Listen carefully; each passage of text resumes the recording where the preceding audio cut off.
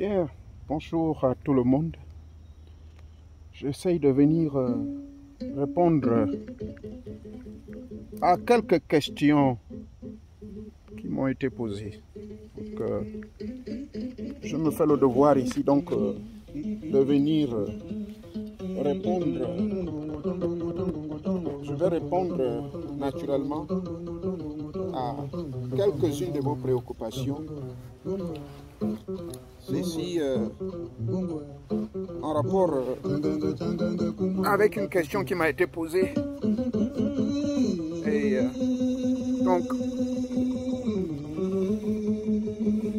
je vais tenter de donner mon point de vue par rapport à la pratique que j'ai toujours faite.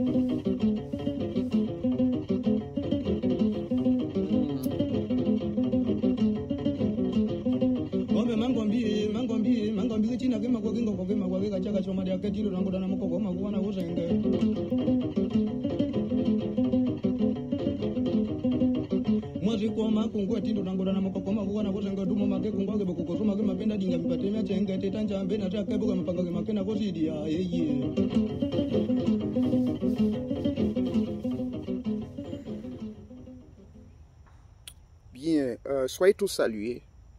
Que Teta Mwanga vous bénisse. Et depuis la forêt de nos ancêtres. Je viens donc, pendant mon retrait, profiter de ce voyage privé, essayer de rentrer en communion avec la grande forêt, avec nos ancêtres. Malgré cela, j'ai quand même eu, bien que la connexion n'étant pas bonne, donc je profite quelques heures lorsque je vais en ville, essayer de prendre un peu de l'air, naturellement lire les questions. Et comme j'avais dit, ce voyage est un voyage très privé, je n'ai pas voulu annoncer à qui que ce soit. Et voilà pourquoi je suis ici. Donc, je disais, je suis ici pour essayer de rentrer en communion avec la mère nature. Alors, il y a quand même quelqu'un qui est au pays, qui a souhaité que je le rencontre, mais les circonstances ne me permettant pas de rencontrer qui que ce soit, je suis venu pour faire certaines choses et dont je n'en parlerai jamais. Vous savez, quand on est dans la voie spirituelle, il est toujours important de se ressourcer. Il est toujours important de venir de temps en temps se ressourcer, au moins 1 à 2 fois par an. Et pendant ces périodes-là, donc, vous avez le temps naturellement de pouvoir mieux vous harmoniser et rentrer en communion avec ceci. avec la forêt. Alors, il y a une question fondamentale qui m'a été posée. La question qui m'a été posée a un rapport avec les habits de quelqu'un qui a été victime d'une mort brutale ou subite. À quoi servent ces habits? Que pouvons-nous faire pour quelqu'un qui a été arraché des siens de manière brutale? Que doit-on faire et que peut-on faire? C'est la question qui m'a été posée directement. Donc, je vais venir partager avec vous ici donc mon point de vue. Et ça n'engage que moi. Par rapport à mon expérience dans le monde spirituel, je vais donc répondre à cette question bien précise. Première question. C'est une question avec sous-question, avec deux sous-questions. La question fondamentale est celle de savoir, quelqu'un meurt de manière brutale, il a son linge sur lui. Que peut-on faire donc de ce linge? Quelqu'un qui meurt brutalement, naturellement, quand je parle de brutalement, ça peut être un accident de circulation, ça peut être un accident de travail et autres, mais il a ses habits sur lui. Alors les deux questions sous-jacentes sont les suivantes. Que doit-on faire de ces habits-là que le partant a laissés? Y a-t-il un danger ou bien y a-t-il une connexion entre les habits de celui qui nous a quittés et le commun des mortels qui sont restés? Ou y a-t-il une relation entre l'habit de l'âme désincarnée, puisqu'il habitait un corps physique, et comme il habitait ce corps physique est naturellement habillé. Le corps spirituel a son habit à lui, que vous ne pouvez pas voir. Mais le corps physique a les habits, comme vous pouvez le voir là. J'ai des habits sur moi, j'ai des ornements. Ok? Voilà. Maintenant, s'il arrive que, à l'heure où je vous parle, je suis dans la forêt là. À l'heure où je vous parle, s'il arrive que quelqu'un, tout de suite, va, je ne sais pas moi, me tirer dessus ou bien un accident peut arriver. Je vais vous montrer, là. Je suis bel et bien, pardonnez-moi. Qu'est-ce que je fais? Ouais, je tentais donc de vous mettre en contact direct avec la mère nature. Vous le voyez? Je suis bel et bien dans la forêt. Maintenant, pendant que je suis ici, il peut arriver que je puisse avoir un accident. Un gorille peut débarquer et venir m'agresser. Et j'ai ces habits-là sur moi. Donc la question qui est posée est celle de savoir, maintenant, ou qu'est-ce que les gens feront des habits que j'ai sur moi. C'est ça la question qui a été posée. Bien. Maintenant, je vais vous répondre clairement. Premièrement, retenez bien, je vous avais donné un enseignement, que tout ce que nous touchons, tout ce que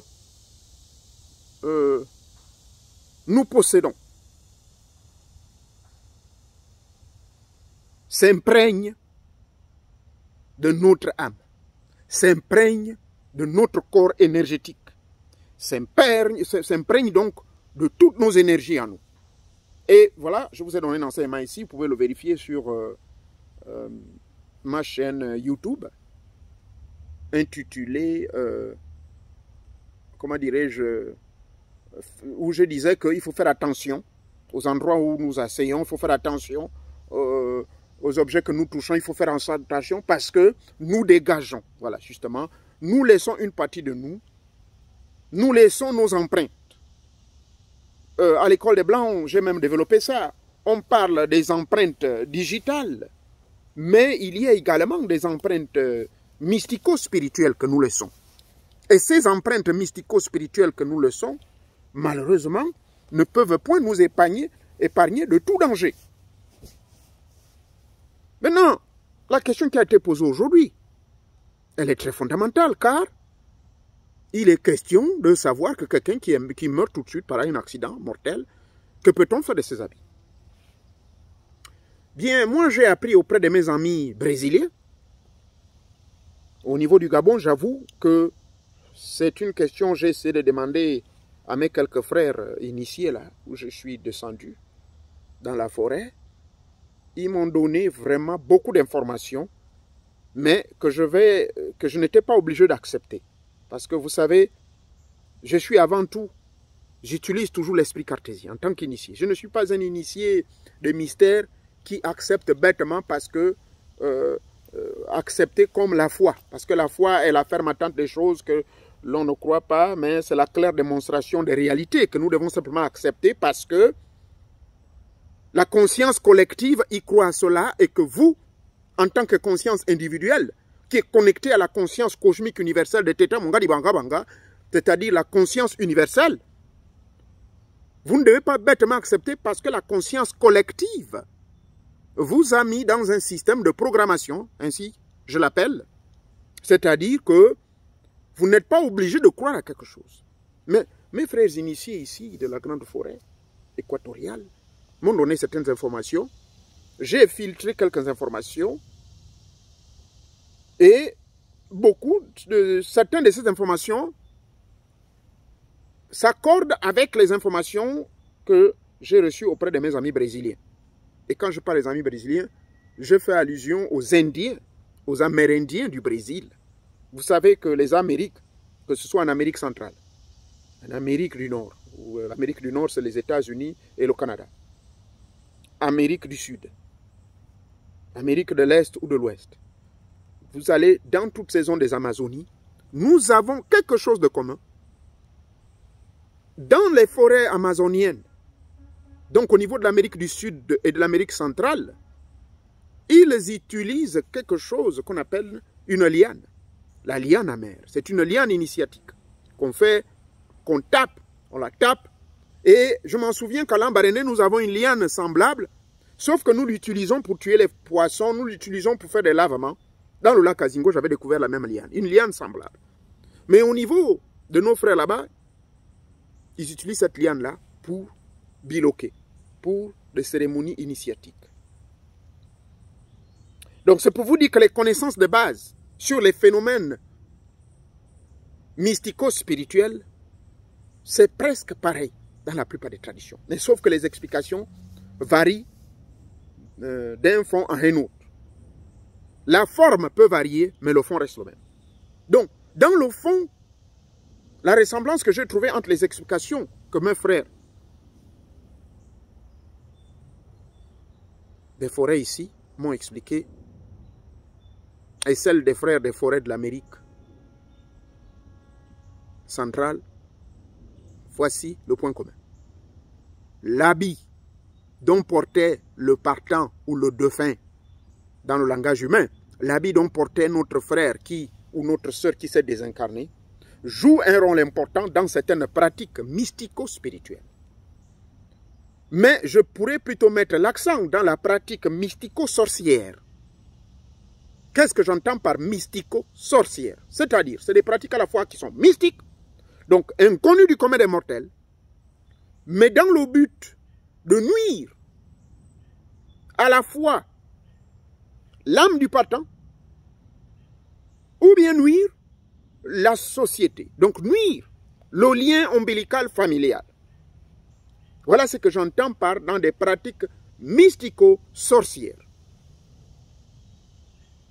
Deux aspects vont sortir de cette pratique mystico-sorcière. La première, c'est que lorsque le partant, un accident brusque, quelqu'un qui tombe,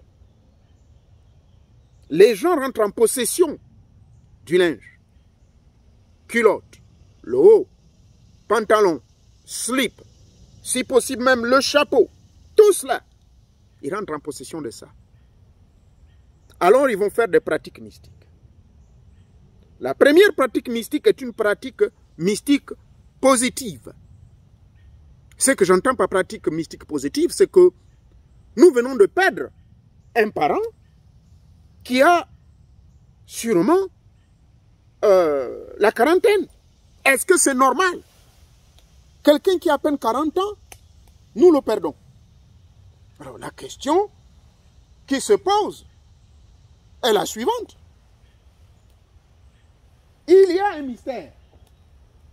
Ce mystère est que on ne peut pas accepter quelqu'un qui a à peine seulement 40 ans nous quitter brutalement. Il a la famille. Hein? Il a une veuve. Il a laissé une veuve. Maintenant, comment expliquer que là, il laisse la famille, il s'en va? Hein? Est-ce que ça, c'est une mort selon la volonté de Dieu? Est-ce que c'est une mort naturelle, comme on le dit? C'est ça la question. Est-ce que c'est vraiment une mort naturelle? Se poserons la question. Et c'est ça qui, de loin et de près, intéresse la plupart de nos frères initiés. C'est ça qui intéresse la pratique. C'est ce qui intéresse dans certaines contrées, que ce soit en Afrique ou encore au Brésil et même en Europe, hein, je vous informe. Il y a des gens qui s'intéressent à ça, de loin ou de près. Donc, les parents, donc, dans la pratique mystique positive, vont faire quoi? Ils vont, dans ce cas bien précis, faire certains rites. Ils vont prendre ces habits et ils vont rentrer dans une certaine ritualité pratique qui consiste donc à pouvoir entrer en contact, d'abord, l'habit du partant, l'habit du défunt, à, si vous voulez, une connexion avec l'âme du partant, à cause de son corps énergétique. Parce que tout ce que nous portons décharge une partie de nous-mêmes. Donc, l'habit, la chaise où nous nous asseyons, l'objet que nous touchons, notre téléphone et même notre moinzou, même ceci, le fait de toucher ça constamment, le jour où nous quittons ce monde, nous devons nécessairement, et tout initié le sait, appeler les siens, les faire asseoir et dire voilà, mon fils ou bien ma fille, ça dépend de qui vous allez donner ce pouvoir-là. Voilà, ça là, prenez. Si c'est l'Onchege, c'est la même chose. Je dois remettre ça à quelqu'un parce que tous ces objets sacrés sont imprégnés de ma réalité. Ce chapeau également est imprégné de ma personne. Cet habit traditionnel que je porte est imprégné de ma personne. Alors, le rite qui se fait est lequel? C'est que ce rite, toi, monsieur Mboumbe Moussabou, tu es mort de manière brutale, nous ne savons pas pourquoi, mais pour nous, nous ne sommes pas d'accord que ce soit Dieu. Parce que la volonté de Dieu, souvent dans le langage religieux, on nous dit, oui, c'est fut la volonté de Dieu. Ce sont les dieux qui ont voulu que vous mouriez de cette façon. Mais je tiens à vous rappeler que Teta Mwanga, l'être suprême, Dieu d'amour, il ne peut pas être d'accord d'une mort prématurée. Voilà pourquoi nous avons nos traditions. Et d'ailleurs, la plupart des grands initiés, que ce soit en Afrique, que ce soit en Chine, un peu partout où j'ai été, on a découvert que la plupart des grands initiés, ils vivent en moyenne entre 95 voire 150 ans. C'est-à-dire jusqu'à ce que les dieux décident. Et là, il faut l'accord de tout le cercle d'initiés. Cet accord a fait partie. Bon, bref, donc, la pratique mystique sorcière qui va se faire, j'entends par mystique quelque chose de secret, synonyme un peu d'occulte, dont le commun des mortels ne peut pas comprendre, parce que la pratique religieuse est également une pratique mystique. La mystique chrétienne, la mystique islamiste qu'on appelle le soufisme, donc la connexion avec le monde de l'au-delà, tout cela tourne autour de la mystique. Maintenant, pourquoi une mystique sorcière? Ben parce que une mystique sorcière positive, mais parce qu'on veut savoir pourquoi M. Moussabou Bunda est mort de manière brutale. Maintenant, ceux qui maîtrisent les gars, qui sont les gardiens des arcanes secrètes, qu'est-ce qu'ils vont faire? Ils vont donc faire des consultations. Lesquelles consultations vont permettre donc les ancêtres de rentrer par des appels, des invocations, des incantations, de rentrer donc en contact avec l'âme de M. Moussa Bounda. Donc, Moussa Bounda, on va chercher le contacter à travers ses habits. Au travers donc de ses habits qu'il a laissés, nous allons nous intéresser pourquoi, en fait, il nous quitte. Et puis donc, l'expert, je vais dire, quand j'entends par expert, le sorcier, qui est le prêtre des arcanes secrètes, va par une méthodologie bien précise rentrer en communion donc avec l'esprit de M. Moussa Bounda. Donc, l'esprit de Moussa Bounda va se connecter. Et c'est ainsi que les pratiques vont consister donc aux gens qui sont là de pouvoir maintenant dire, ben, monsieur Moussa Bounda, si vous êtes mort naturellement, il n'y a pas de problème. Mais si vous êtes mort, ou bien votre mort a été précipitée par quelqu'un, eh bien, nous aurons donc ici à savoir qui est ce quelqu'un. Alors, non seulement ils vont savoir qui est ce quelqu'un, mais en même temps, ils vont canaliser l'esprit de ce quelqu'un. Voilà comment ça se passe. Donc, non seulement à travers les habits de M. Moussa Bounda, ils sauront qui est l'auteur, ou bien qui sont les auteurs, puisqu'ils doivent être sûrement nombreux. Donc, maintenant, ils vont faire leur technique. Et voilà comment, donc, par la pratique, ils vont maintenant faire des incantations, ils vont faire des appels, des convocations, pour que l'esprit de M. Moussa Bounda, soit vengé. Et que pour que cet esprit soit vengé, le chaman ou le mystique ou le grand sorcier va demander certains éléments de support. Et là, nous avons les habits. Voilà pourquoi au Gabon, au Cameroun, au Tchad, pour les pays où j'ai été et j'ai vu cette pratique-là, eh bien, souvent, la famille se précipite à prendre ces éléments-là. Alors, ils vont donc prendre ces éléments en vue de pouvoir venger la mort de leur frère, Moussa Bounda. Donc, cette vengeance consistera au mec qui est là, de pouvoir faire certaines choses, certaines pratiques dont je ne vais pas rentrer dans tous les détails. Moi, je connais comment ça se passe. Étant en possession donc des habits du mec, nous allons faire certaines pratiques. Au sud du Gabon, ils appellent ces pratiques communément le bundu. On frappe le bundu.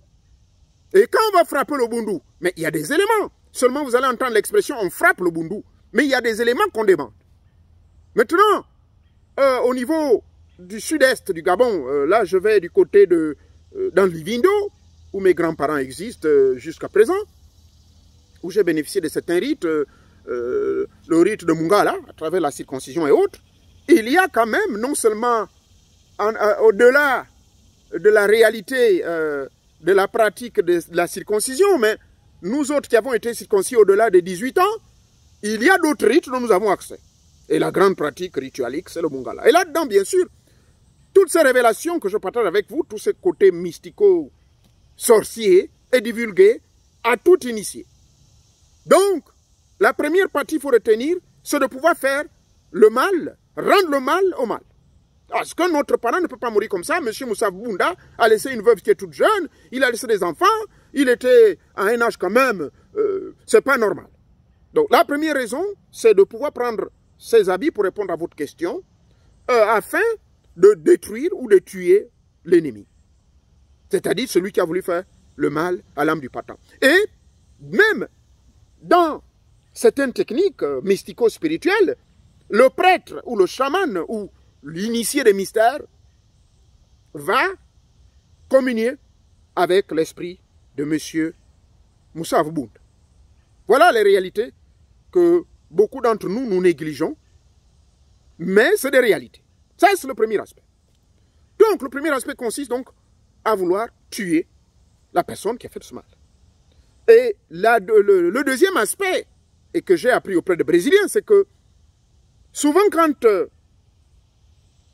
il peut arriver le cas où M. Mabounda M. Moussa Bounda, qui vient de nous quitter de manière brutale, eh bien, les auteurs qui ont contribué à la mort brutale de M. Moussa Bounda ont une complicité souvent avec les parents de ce dernier. Et parfois, ce sont nos propres parents, nous, qui ont précipité M. Mabounda de mourir de manière mystérieuse. Je répète que la mort d'un gros arbre qui tombe sur vous et qui vous tue subitement. Vous avez l'habitude, comme un ami là, qui est mort ici de manière bizarre, il avait sa compagnie, là je parle dans la zone de Lambaréné, il avait sa compagnie, il était agent forestier. On a trouvé l'un des employés, bizarrement, l'arbre est parti de nulle part et l'a scie coupant ses pieds. Alors que quelqu'un qui faisait ce travail depuis près de 25 ans. Il y a des cas comme ça, des grands mystères. Et cela donc pose des interrogations. Maintenant, le deuxième aspect que je veux développer avec vous donc, c'est sur le fait que l'habit là peut servir d'un élément échappatoire pour les auteurs du crime. Donc, après le crime, automatiquement, soit ils vont sur les lieux, soit avec la complicité des parents de la personne, ils vont demander à quelques membres de la famille de prendre vite ces habits-là. Oh, pardon, prends-nous les habits-là vite, s'il te plaît. Prends, enlève vite, enlève vite. Et une fois, ils demandent les habits et ils rentrent en possession de ces habits-là. Eh bien, il y a des pratiques, une fois de plus, que je ne peux pas venir partager ici au public, mais je sais comment ça se passe. Là, c'est d'autres pratiques où le chaman ou le prêtre ou l'initié des grands mystères, ce frère de lumière ou cette maman de lumière va automatiquement donc embrouiller et créer de la brouille autour de la mort mystérieuse de M. Moussa Bounda. C'est-à-dire que parce qu'ils savent, le cas d'espèce au Gabon, il y aura sûrement le Boundou qu'on va frapper, il y aura d'autres pratiques qu'on va faire. Chez les Fang, ils vont sûrement faire leurs pratiques, chez le peuple Kota. Donc, tout ceci peut faire en sorte que, à la fin, ça va créer une panique auprès des auteurs du crime. Alors, ils rentrent vite en possession de ces habits-là. Et quand ils rentrent en possession de ces habits, ils vont pouvoir donc, n'est-ce pas, faire des techniques de blindage. De blindage de qui? Ben, ils vont se blinder eux-mêmes afin d'éviter d'être reconnus coupables du crime de M. Moussa Bounda. Alors, ça c'est la deuxième raison. Donc la deuxième raison, c'est quoi? C'est que l'auteur du crime ne veut pas qu'on trouve une trace de crime mystico-spirituel. N'aimerait pas qu'on sache que c'est lui le criminel. Alors, il cache toute trace en rentrant en possession vite avec les habits. Et puis pour empêcher le Boundou, pour empêcher toute autre pratique mystique dangereuse qui, pour la plupart des parents en Afrique, même s'ils sont chrétiens, rassurez-vous, l'animisme, comme les Blancs le disent, va toujours s'infiltrer dans la foi parce que l'homme noir accepte difficilement la perte de son parent, surtout à un âge quand même. Ils ne sont pas là pour dire oui, c'était la volonté de Dieu. Oui, pour votre information. La volonté de Dieu, c'est de voir tout le monde vivre longtemps. La volonté de Dieu, c'est de voir tout le monde vivre heureux. La volonté de Dieu, c'est ça là. La volonté de Dieu n'est pas de tuer quelqu'un brutalement avant l'âge de 90 ans, ou 100 ans, ou 150 ans, pourquoi pas. La volonté de Dieu, c'est de voir que vous puissiez vivre le plus longtemps possible et bénéficier de la grâce divine.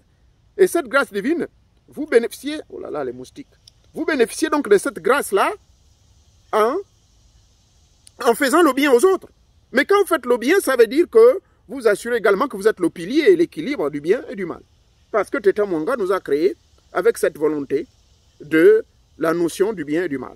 Donc, c'est vous de contrôler ça. Il ne faut pas être trop bon, il ne faut pas être trop mauvais, il ne faut pas être trop couillon, mais soyez au centre. Bref, en tenant compte donc de cette loi de l'équilibre de la vie, que vous êtes, si vous voulez, l'auteur de la vie, vous êtes donc maître de votre vie, et étant maître de la vie, vous devez donc être en mesure de contrôler le bien et le mal.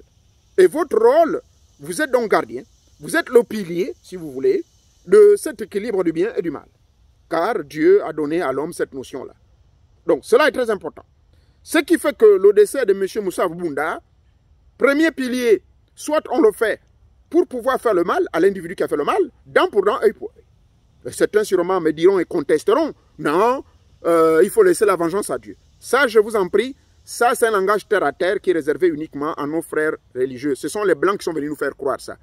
On te gifle à la joue gauche, alors on présente la joue droite. Ça, c'est des termes de lâcheté, simplement pour permettre aux frères blancs de venir exploiter nos richesses. Et quand je parle, je ne suis pas raciste, hein, mais c'est malheureusement des vérités, et nous l'avons constaté jusqu'aujourd'hui. Faire croire aux gens qu'on va aller vivre au paradis et tout cela. Donc, le premier aspect sur l'équilibre du bien et du mal, le mal, parce que celui qui a fait le mal à votre parent, ben, il doit payer ce mal.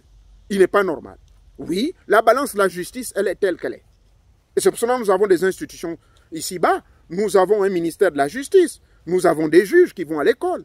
Voilà, c'est ainsi que Dieu a établi les choses. Maintenant, ça c'est le mal pour le mal. Et maintenant pour le bien, ben, écoutez, le bien, ça va faire le bien pour la famille parce qu'au moins, il y a eu vengeance. Ils sont rassurés que leur parent, au moins, a été vengé et que l'âme de ce parent, également, ça c'est le troisième aspect que j'ai oublié de vous dire, que l'âme de ce parent, en fait, est sur les bonnes mains. Pourquoi? Parce que cette âme aurait dû être aux mains des criminels, aux mains des bandits qui devaient exploiter, n'est-ce pas, l'âme de M. Moussa Rubunda. Et puis, finalement, on est là, et voilà comment le pauvre Moussa Rubunda, son âme va être utilisée par des bandes de voyous qui veulent peut-être la promotion au gouvernement, qui veulent être des hommes d'affaires, qui veulent renforcer leur pouvoir de prospérité ou de richesse. Voilà un peu autour de cette question très importante que j'ai voulu brièvement vous donner en moins d'une, disons en une demi-heure, vous donner mon point de vue en tant qu'initié des mystères. Et ce point de vue n'engage que moi, et c'est par rapport à mon expérience, par rapport des cas que j'ai vécu personnellement, j'ai vu cela au sein de ma famille, surtout maternelle, le côté d'ici. Nous avons vu des cas comme ça, et j'ai observé effectivement, au décès de l'une de mes tantes, cette notion-là de l'affaire du linge qu'il fallait amener, il fallait faire ceci, toute la ritualité autour du linge laissé par le partant. Hein? Il n'y a pas que ces deux aspects-là, il y a d'autres aspects.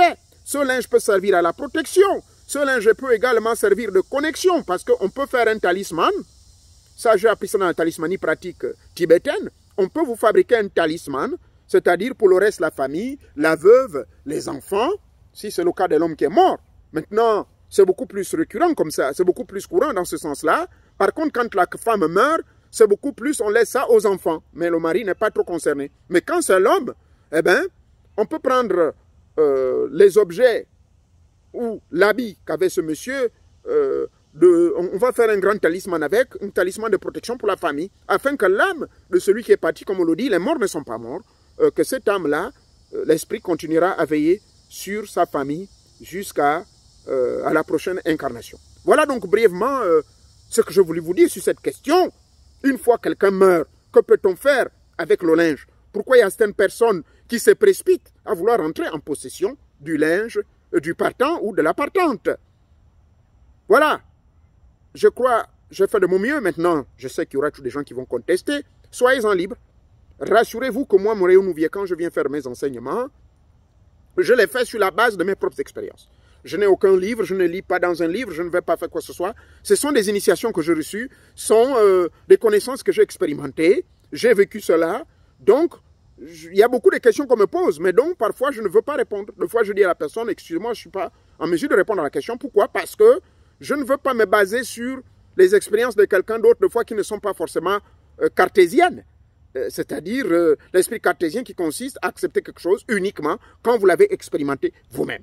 C'est ainsi que je suis cette démarche, je fais passer mes connaissances à tous ceux qui sont de loin et de près intéressés par les grands mystères de la vie. Car aujourd'hui, c'est un grand mystère de la vie que nous avons abordé. Que Tété Mwanga vous bénisse et je vous permets donc de pouvoir encore ici apprécier quelques moments de musique. Et d'ici là, portez-vous bien. Et si telle est la volonté de Tété Mwanga, je viendrai vous donner un autre enseignement sur l'iboga, les vertus et les bénéfices de l'iboga. Non pas dans le sens de l'initiation, parce que beaucoup de gens pensent que l'iboga c'est uniquement pour l'initiation. Mais là, très prochainement, je viendrai vous parler les bénéfices de l'Iboga dans d'autres domaines de la vie. Et je vous ferai certaines révélations. Quel est le pays au monde actuellement qui exporte beaucoup plus ou qui utilise l'Iboga en vue, non pas pour des initiations mystico-spirituelles, mais pour d'autres fins? Je vous en parle. Soyez bénis et apprécions ce moment de musique.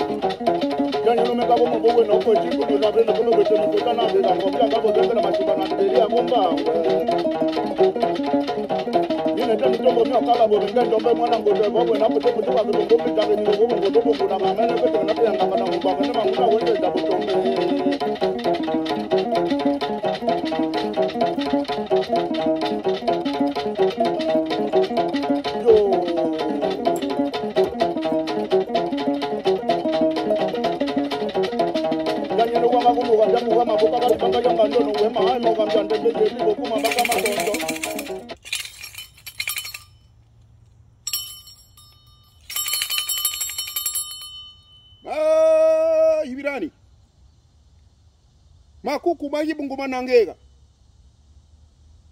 Putu. Kuare bona chanda. Kwa po kanda mungo chango chwande mbe yengo. Ya nani? Na jogo makambi lombe. Lombe ino ibulio. Mongara na roi we jogo. Ndo lombe ino ala tebizo. Erebizo nyambie. Chona na kawere jibira ko jingina ko. Giga. Mongara miebo no. Giga. Yebe bunya no mane. Akewari. Jibira. Kewani. Bambi yani makambi malete tana. Kodena no mana mrama ya wewe ubute kokwata. Kabuta na kakokwata nwe. Kewani baseo. Ajinja bagenya moto dezo kwenda punda wembo kwenda ngabo ngumbo kunyage bona tendo. Opo jiko bobenga makombe na mabanda na mangine atuba banebembe jomo makona ko una ngada na bangwa jaga ngena. Utina moto mbyote ndabo tenge beduma. Omenga feka na ndondo na mpapa na mkuja matope na ngwa kambi kumwa kumenda.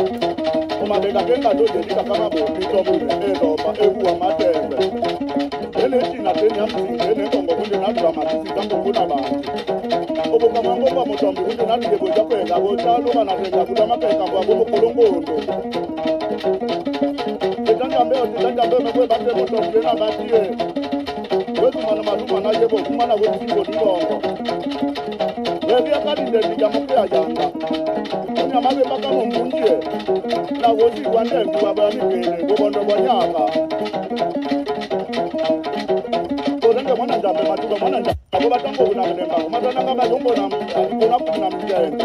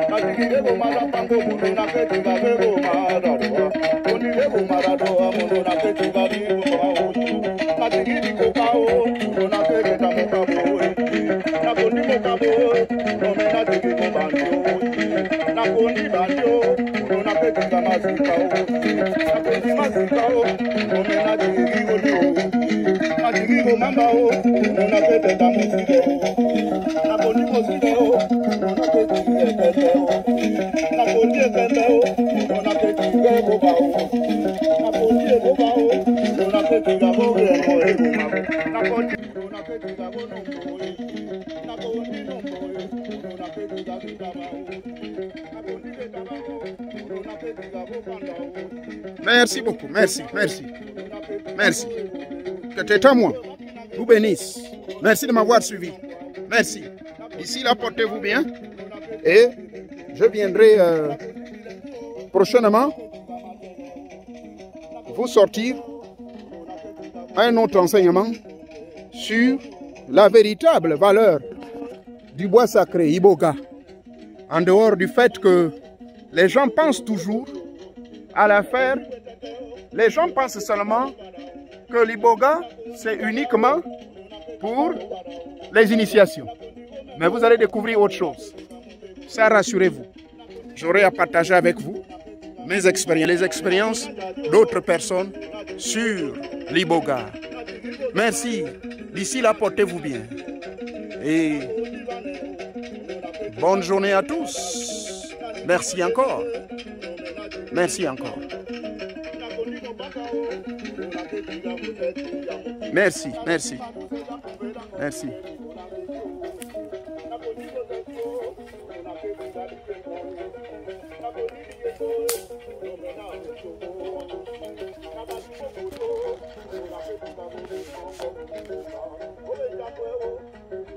Merci, merci beaucoup. Merci, merci. Bonne journée. Merci.